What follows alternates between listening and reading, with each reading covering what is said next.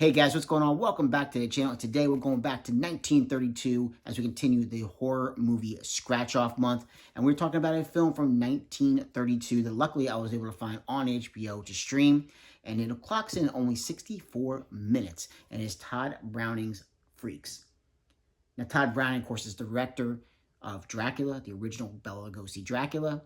And this film actually, after watching the film and doing a little bit of research on it, there's definitely some interesting history with this particular film.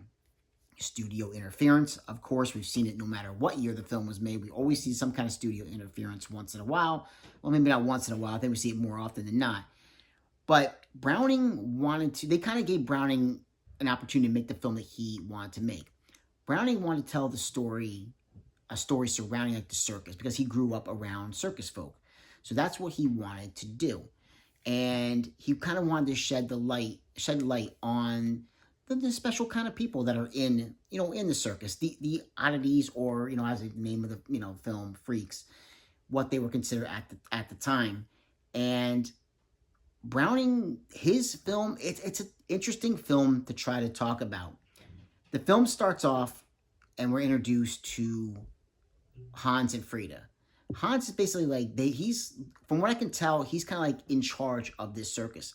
Now Hans and Frida, they're little people. Hans though, they are engaged, but Hans is kind of smitten with the trapeze artist known as Cleopatra. There's also a gentleman known as Hercules, and everything kind of like centers around these four people, along with two other people that are in the film. The one woman, I'm not exactly sure, what they don't exactly say what her expertise is in the film, like what she does in the film as a part of the circus.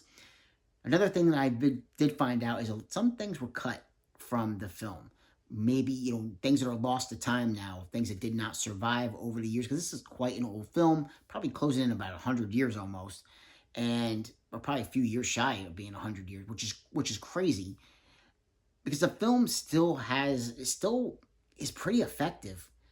And throughout the film, I mean, you see Hans. Frida is so in love, obviously, with her fiance. She loves Hans, would do anything for Hans. And Hans just slowly kind of drifts away, and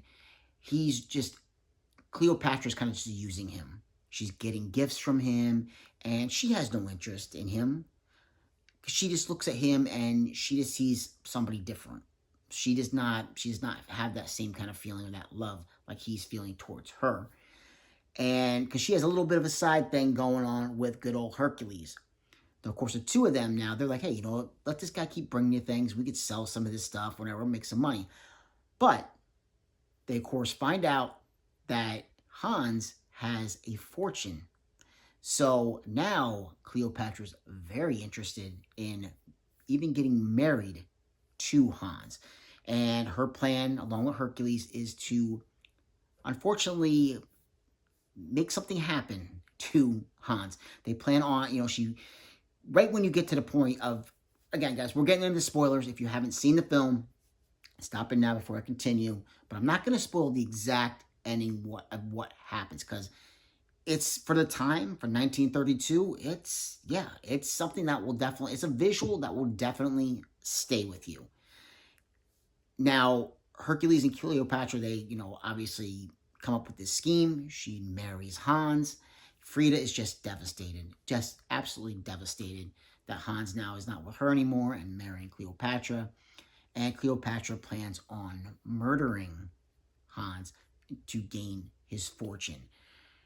Well, during the ceremony, or basically after the wedding, Cleopatra has a little bit too much to drink, and things start to come to light about exactly what kind of person she is. And things start to unravel as the film continues. And at 64 minutes, quite a few things happen in this film. We also have this gentleman, can't think of his name off the top of my head, and like I said, the lady who doesn't exactly say what her job is. The gentleman, he's more of a clown. She in the circus. Her, I'm not quite sure. From what I've heard, she might have been like a fortune teller in the film, but that part was cut. So there's really no explanation to who she is All we know is she's a part of the circus. So they are characters that also come into play. She's kind of like helping Frida along, dealing with losing Hans. And all this stuff is kind of like going on. But like I said, Cleopatra, a little bit too much to drink at the after party, at the reception. And she kind of offends, all of the oddities, basically, that are part of the circus folk.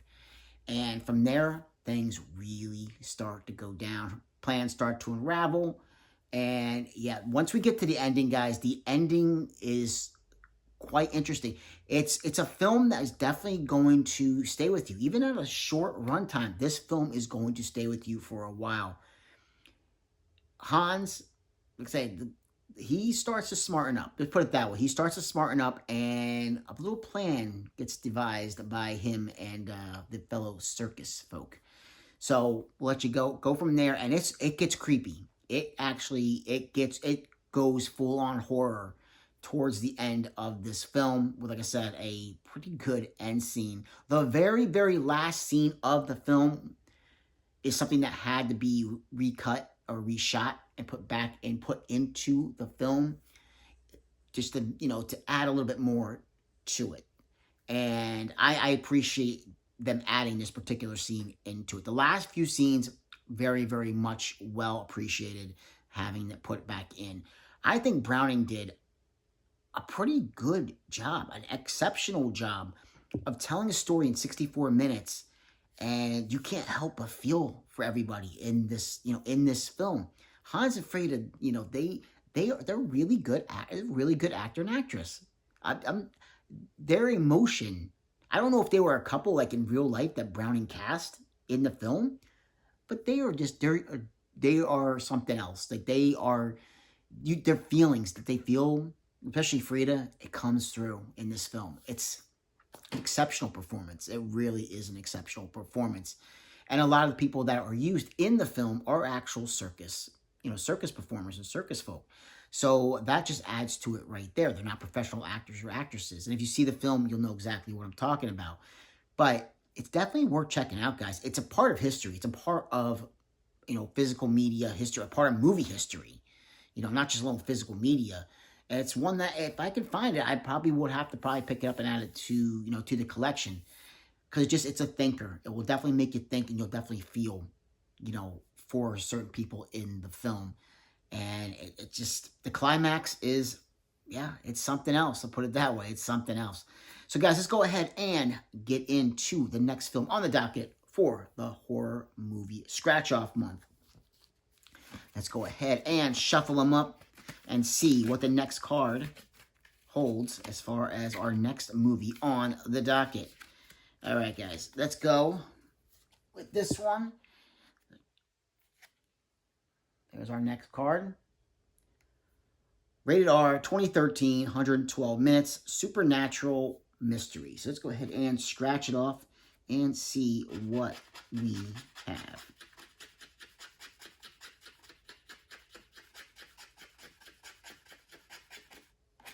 Oh, I got an idea. Well, I'm happy about this one. I don't even have to scratch the card all the way off to get this one, guys.